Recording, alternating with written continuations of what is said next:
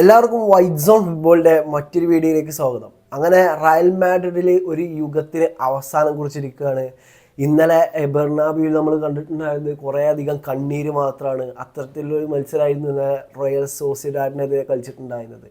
അതായത് കാർലോ ആൻസലോട്ടിൻ്റെ അവസാനത്തെ Real Madrid മത്സരം, അതുപോലെ തന്നെ വാസ്കസ് മോഡ്രിച്ച് എന്നിവരുടെ അവസാനത്തെ ബെർണാബ്യൂവിലെ മത്സരം എന്നുള്ള സവിശേഷതയുള്ളൊരു മത്സരമായി ഇന്നലെ കഴിഞ്ഞിട്ടുള്ളത്. ഈ ഒരു മത്സരത്തിന് ശേഷം കാർലോ ആൻസലോട്ട് റയൽ മാഡ്രിഡിലോട്ട് പോകും. ഈ ഒരു അന്താരാഷ്ട്ര ടീമായിട്ടുള്ള ബ്രസീലിനെ ഇതിൽ ജോയിൻ ചെയ്യും. അപ്പോൾ ഇനി നമുക്കറിയാം, ഇപ്പോൾ ഏകദേശം ഈ ഒരു സാബി അലോൺസോനെ ഈ റയൽ മാഡ്രിഡ് ഇപ്പോൾ അനൗൺസ് ചെയ്തിട്ടുണ്ട്. ഇനി അടുത്ത വീക്ക് മുതൽ, അതായത് നാളെ മുതൽ ഏകദേശം എന്തായാലും സാബി അലോൺസോ റയൽ മാഡ്രിഡിൽ പണി തുടങ്ങും എന്നുള്ളതാണ്. അപ്പോൾ ഇന്നത്തെ ആ ഒരു മത്സരമായിരുന്നു ഈ ഒരു കാർലോ ആൻസലോട്ടിൻ്റെ അവസാനത്തെ റയൽ മാഡ്രിഡ് മത്സരം. ഈ ഒരു കാർലോ ആൻസലോട്ടിനെ സംബന്ധിച്ചിടത്തോളം അവസാനത്തെ ക്ലബ്ബ് തല പരിശീലനം നടന്ന മത്സരമായിരുന്നു ഇന്നലെ എന്നുള്ളത്. അപ്പോൾ ഇതിലെടുത്ത് പറയേണ്ട ഒരു സംഭവം എന്ന് പറയുന്നത്, ഇതിൽ മോഡ്രിച്ച്, ഈ വാസ്കസ് ഒക്കെ ഇനി നമുക്ക് അറിയാം അടുത്ത മത്സരം അടുത്ത ഒരു ജൂലൈ 14 വരെയൊക്കെ എന്തായാലും ഉണ്ടാവും. അല്ലാന്നുണ്ടെങ്കിൽ ആ ഒരു കരാർ എൻഡ് ചെയ്യുന്ന വരെ എന്തായാലും ആ ഒരു ക്ലബ്ബ് വേൾഡ് കപ്പ് കളിക്കാൻ അവരുണ്ടാവും എന്നുള്ളതാണ്. അപ്പം ഇതിലെടുത്ത് പറയേണ്ട മറ്റൊരു സംഭവം എന്ന് പറയുന്നത്, ഈ ഒരു കാർലോ ആൻസലോട്ടിനെ മാത്രമാണ് ഞാനിതിൽ കൂടുതലും ഫോക്കസ് ചെയ്യുന്നത്. ഇതിൽ ഇങ്ങനെ പറയാൻ കാരണം എന്താണെന്ന് വെച്ചാൽ, ഈ ഒരു റയൽ മാഡ്രിഡ് എന്ന് പറയാൻ നമുക്കറിയാം ആ ഒരു ട്രിബിൾ അടിച്ചതിന് ശേഷം, ട്രിബിൾ UCL അടിച്ചതിന് ശേഷം നമുക്കറിയാം ഈ ഒരു അജാക്സിനോട് ഏറ്റ അടി, അതുപോലെ തന്നെ റയൽ മാഡ്രിഡ് ഇങ്ങനെ ഡൗൺ ആയി വരുന്ന ഒരു സാഹചര്യത്തിലാണ് ഈ ഒരു കാർലോ ആൻസലോട്ടിൻ്റെ രണ്ടാം വരവ് വന്നിട്ടുണ്ടായിരുന്നത്. ആ ഒരു കാർലോ ആൻസലോട്ടിനെ സൈൻ ചെയ്തപ്പോൾ ഒട്ടുമിക്ക റയൽ മാഡ്രിഡ് ഫാൻസും അന്ന് കാർലോ ആൻസലോട്ടിനെ സൈൻ ചെയ്തതിന് പാപ്പ പെരസിനെ എടുത്ത് കണ്ട് ഊക്കി വിടുന്ന അന്നത്തെ ഇതിലൊക്കെ ട്രെൻഡിങ് ആയിട്ടുള്ളൊരു കാര്യമാണ്. ഏകദേശം 2021 തുടക്കത്തിലാണ് ഒരു സംഭവം ഉണ്ടായിരുന്നത്. അപ്പോൾ കുറേ അധികം ഊക്ക് കിട്ടിയ സംഭവമാണ് പെരസിനെ സംബന്ധിച്ചിടത്തോളം കാർലോ ആൻസലോട്ടിൻ്റെ സൈനിങ്. കാരണം വേറൊന്നുമല്ല, ആൻസലോട്ടിൻ്റെ ഇതൊക്കെ പോയി, ആൻസലോട്ടി ഔട്ടായി എന്നുള്ള ആ ഒരു ശൈലിയിലേക്കാണ് അന്ന് കാര്യങ്ങൾ വന്നതെന്നുള്ളതാണ്. അതായത് അന്ന് AC മിലാൻ്റെ ഒപ്പം ചാമ്പ്യൻസ് ലീഗ് അടിച്ചു. ഈ ഒരു റയൽ മാഡ്രിഡിൻ്റെ 10-11 വർഷത്തെ കാത്തിരിപ്പിന് രാമൻ കുറിച്ച് 2014 ആ ഒരു ചാമ്പ്യൻസ് ലീഗ് അടിക്കാൻ സാധിച്ചു. ഇതിനൊക്കെ ശേഷം ഈ ഒരു ചെൽസിനെ പ്രീമിയർ ലീഗ് ജേതാക്കളാക്കിയതിന് ശേഷം എവർട്ടണിലാണ് ആ ടൈമിൽ കാർലോ ആൻസലോട്ടി ഉണ്ടായിട്ടുണ്ടായിരുന്നത്. ഈ ഒരു എവർട്ടണിൻ്റെ ഇപ്പോഴത്തെ ഒരു പൊസിഷനും അന്ന് കാർലോ ആൻസലോട്ടി ഉള്ള ടൈമിൽ എവർട്ടൺ എത്ര സ്ഥാനത്തായിരുന്നു എന്നുള്ളതും എങ്ങനെയാണ് പെർഫോം ചെയ്തെന്നുള്ളതും വിലയിരുത്തിയാൽ തന്നെ അന്ന് എങ്ങനെയാണ് ആ ഒരു ടീമിനെ മാനേജ് ചെയ്തത്. അല്ലാന്നുണ്ടെങ്കിൽ കാർലോ പോയതിന് ശേഷം എവർട്ടൻ്റെ അവസ്ഥ എന്താണെന്ന് നോക്കിയാൽ മനസ്സിലാവും കാർലോ എത്രത്തോളം ആ ഒരു ടീമിൽ ഇമ്പാക്റ്റഡ് ആയിരുന്നു എന്നുള്ളത്. അന്ന് ഈ ഒരു കാർലോ ആൻസലോട്ടിനെ സാക്ക് ചെയ്യണതിൻ്റെ വക്കിലായിരുന്നു എവർട്ടൺ. അതിന് മുന്നേ ആര് സാക്ക് ചെയ്തിക്കണമെന്ന് അറിയില്ല, എനിക്ക് വ്യക്തമായിട്ട് ഓർമ്മയില്ല. പക്ഷേ ആ ഒരു സിറ്റുവേഷനിൽ നിന്നാണ് ആ ഒരു എവർട്ടൺ എന്ന് പറയുന്ന ടീം സാക്ക് ചെയ്യാൻ നിന്ന മാനേജറിനെയാണ് റയൽ കൊണ്ടുവന്നത്. ഈ ഒരു ആൻസലോട്ടിൻ്റെ രണ്ടാം വരവ് അങ്ങനെയാണ് റയൽ മാഡ്രിഡ് സംഭവിക്കുക എന്നുള്ളതാണ്. ഈ ഒരു ആൻസലോട്ടി വന്ന സമയത്ത് എന്താ ഉണ്ടാകുക വെച്ചാൽ, റയൽ മാഡ്രിഡിലുള്ളത് ഈ ഒരു സിദാൻ പറഞ്ഞത് 2020 സിദാൻ പറഞ്ഞതോ, ഈ ഒരു റയൽ മാഡ്രിഡിൻ്റെ സ്ക്വാഡ് എന്ന് പറയുന്നത് ഏജ്ഡ് സ്ക്വാഡാണ്. ആ ഒരു സ്ക്വാഡിനും വെച്ചിങ്ങാണ്ട് ആ പറഞ്ഞതിൻ്റെ പിറ്റത്തെ സീസണിൽ പോയിങ്ങാണ്ട് ചാമ്പ്യൻസ് ലീഗ് അടിക്കാന്നുണ്ടെങ്കിൽ അതിനൊരു റേഞ്ച് വേണം. ആ ഈ ഒരു സിദാനാണ് പറഞ്ഞിട്ടുള്ളത്. ട്രിബിൾ UCL അടിച്ചിട്ടുള്ള സിദാൻ, അത്ര എക്സ്പീരിയൻസ്ഡ് ആയിട്ടുള്ള സിദാൻ്റെ വാക്കുകളാണ്.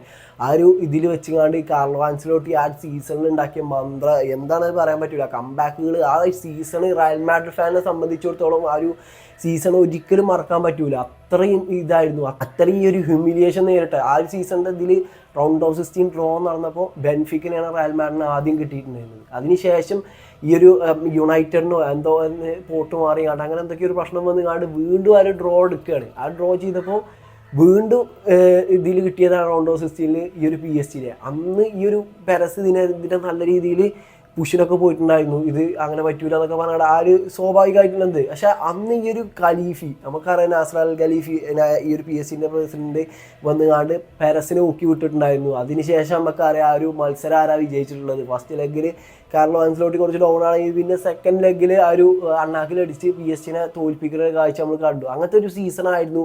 ആദ്യ സീസൺ തന്നെ ഈ ഒരു ലാലീഗ് അടിച്ചുകൊണ്ട് ടോപ്പ് 5 ലീഗ് കിരീടങ്ങളും എല്ലാം നേടുന്ന ആദ്യ മാനേജറായിങ്ങാണ്ട് ഈ ഒരു ആൻസലോട്ടി മാറുകയാണ്. അതുപോലെ തന്നെ ഏറ്റവും കൂടുതൽ ചാമ്പ്യൻസ് ലീഗ് നേടുന്ന ഈ ഒരു മാനേജർ എന്നുള്ള പദവി കഴിഞ്ഞ സീസണോട് കൂടി 5 ചാമ്പ്യൻസ് ലീഗ്, 2 AC മിലാനും 3 ഈ ഒരു റയൽ മാഡ്രിഡിൽ വന്നതിന് ശേഷം ഉണ്ടായി. ഈ ഒരു ഇതിൽ പറയുമ്പോൾ ഈ ലാസ്റ്റ് 4 ഇയേഴ്സ് ഈ ഒരു ആൻസലോട്ടി പരിശീലിപ്പിച്ച ഈ ഒരു 4 വർഷം, അല്ലാന്നുണ്ടെങ്കിൽ ഏകദേശം 4 വർഷം, ആ 4 വർഷ കാലയളവിൽ 2 സീസണിലും ആൻസിലോട്ടിക്ക് എന്താക്കാൻ കഴിഞ്ഞിട്ടുണ്ട്, ചാമ്പ്യൻസ് ലീഗ് നേടാൻ കഴിഞ്ഞിട്ടുണ്ട്. ബാക്കി 2 സീസൺ എന്ന് പറഞ്ഞാൽ ഒന്നിൽ സെമി ഫൈനലിൽ എൻ്റർ ചെയ്യാൻ കഴിഞ്ഞിട്ടുണ്ട്.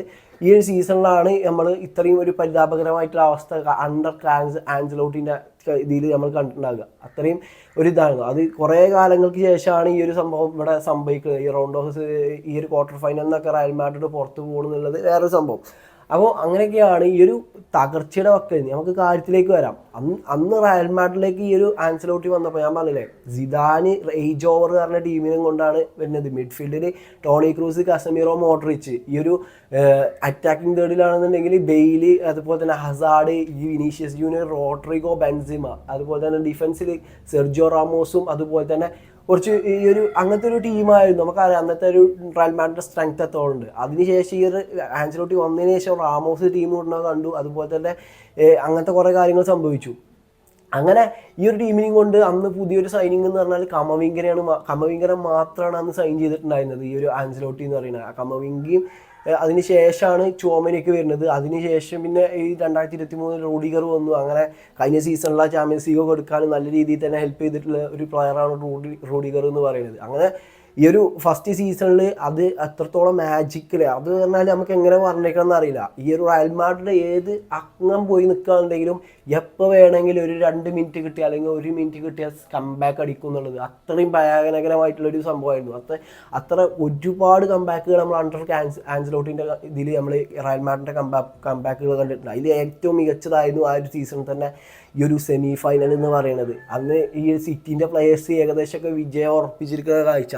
ഏകദേശം എല്ലാവരും സിറ്റി ജയിച്ചു, സിറ്റി ഫൈനൽ എൻ്റർ ചെയ്തു എന്നുള്ള വിചാരിച്ച് നിൽക്കുമ്പോഴാണ് റോഡ്രിഗോനെ ആ ഒരു സൂപ്പർ സബായിക്ക് ഇറക്കിയാണ്ട് അവിടെ ഒരു ഇത് സൃഷ്ടിക്കണം. അങ്ങനെ റയൽ മാഡ്രിഡ് ആ ഒരു നോൺ എക്സ്പെക്റ്റഡ് ടീമായി കണ്ട് ആ ഒരു സീസണിൽ സെമി ഫൈനലും കടന്ന് ഫൈനലിലേക്ക് പോയി. അങ്ങനെ പറയാനാണെങ്കിൽ ഒരുപാടുണ്ടാവും. അത് ഞാൻ കുറേ പറയാത്ത എന്താണെന്ന് അറിയോ, നമ്മളെന്തോ എല്ലാം പാടെ പറഞ്ഞു. ഞാൻ ഇത് കുറേ ഇപ്പോൾ ഞാൻ എൻ്റെ ഈ ചാനലിലിട്ട വീഡിയോ തന്നെ ഒരു 4-5 വീഡിയോയിലോളം ഞാൻ ഈ കാര്യങ്ങളൊക്കെ പറഞ്ഞിട്ടുണ്ട്.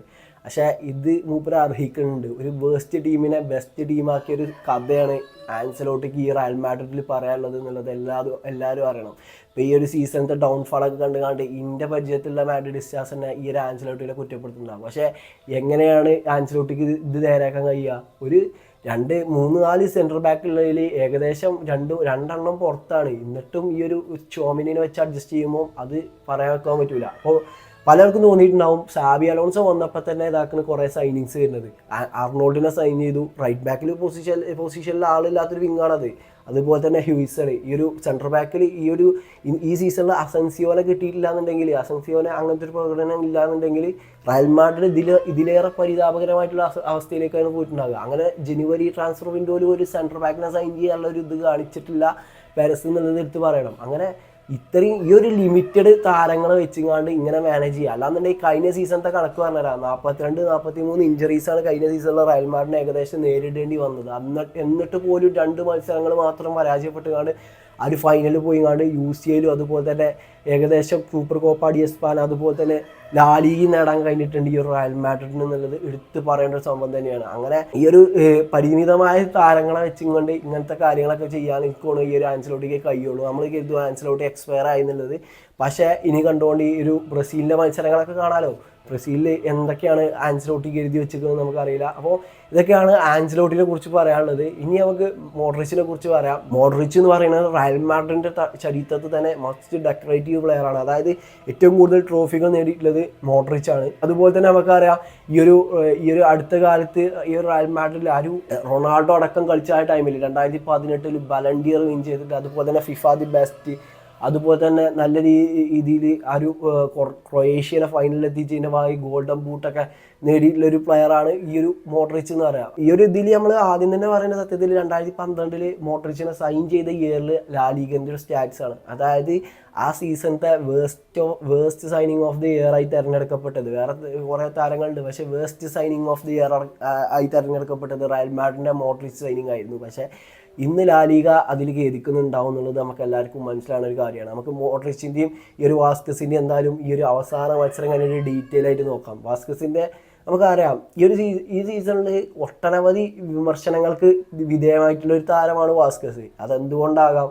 അത് ഈ ഒരു പലർക്കും അറിയില്ല ഈ ഒരു വാസ്കസിൻ്റെ യഥാർത്ഥ പൊസിഷൻ റൈറ്റ് വിങ് ഫോർവേഡാണ്, റൈറ്റ് ബാക്ക് അല്ല എന്നുള്ളത്. എന്നിട്ട് പോലും ക്ലബിന് വേണ്ടി കുറേ കാലം ആ ഒരു പൊസിഷനിൽ റൈറ്റ് ബാക്കിൽ കളിച്ച് കണ്ട് കഴിഞ്ഞ സീസണിലൊക്കെ ആ റൈറ്റ് ബാക്കിൽ നല്ല രീതിയിൽ ഒരു ഹെൽപ്പ് ചെയ്യാൻ കഴിഞ്ഞിട്ടുള്ള ഒരു പ്ലെയറാണ് ഈ ഒരു വാസ്കസ്. നല്ല രീതിയിൽ അറ്റാക്കിങ്ങിൽ ഈ ഒരു സീസണത്തെ കുറേ ഈ ഒരു മാഡ്രിഡ് സ്റ്റാർസ് അടക്കം കുറ്റം പറയുന്ന ഒരു പ്ലെയറാണ് ഈ ഒരു വാസ്കസ്. പക്ഷേ ഒന്നും മറന്നുകൊണ്ട് ആരും കുറ്റം പറയാൻ നമുക്ക് പറ്റൂല, ഞങ്ങൾ അങ്ങനെ പറയലുമില്ല. വാസ്കസ് ഈ സീസണിൽ ഡൗൺ ആണ്, പക്ഷെ അത് ഔട്ട് ഓഫ് പൊസിഷൻ ആണ് എന്നുള്ളതും പാടെ മനസ്സിലാക്കുക. പക്ഷേ മൂപ്പരെ കൊണ്ട് കഴിയണൊക്കെ മാക്സിമം മൂപ്പര് ചെയ്യുന്നുണ്ട്. അത് അങ്ങനത്തെ ഒരു പ്ലെയറാണ്. ഈ ഒരു മാഡ്രിഡിൽ ഇത്രയും കാലം ആ ഒരു ഇതിൽ ഏകദേശം 500 മത്സരങ്ങൾ കളിച്ചിട്ടുണ്ട്. അതിൽ ഏകദേശം 33,000 മിനിറ്റ് ഏകദേശം ഈ ഒരു റയൽ മാഡ്രിഡിന് വേണ്ടി ഈ ഒരു വാസ്കസ് പന്ത് തട്ടിയിരിക്കുന്നത്. നമുക്ക് എന്തായാലും വാസ്കസിനെയും മോഡ്രിച്ചിനെയും കുറിച്ചാണ് സെപ്പറേറ്റ് ഒരു വീഡിയോ ചെയ്യുക ആഫ്റ്റർ വേൾഡ് കപ്പ്. ഈ ഒരു വേൾഡ് കപ്പ് വിൻ ചെയ്ത് കാണും രണ്ടാക്കും റയൽ മാഡ്രിഡ് വിടാൻ സാധിക്കട്ടെ. ഈ ഒരു ടോണി ക്രൂസിനെ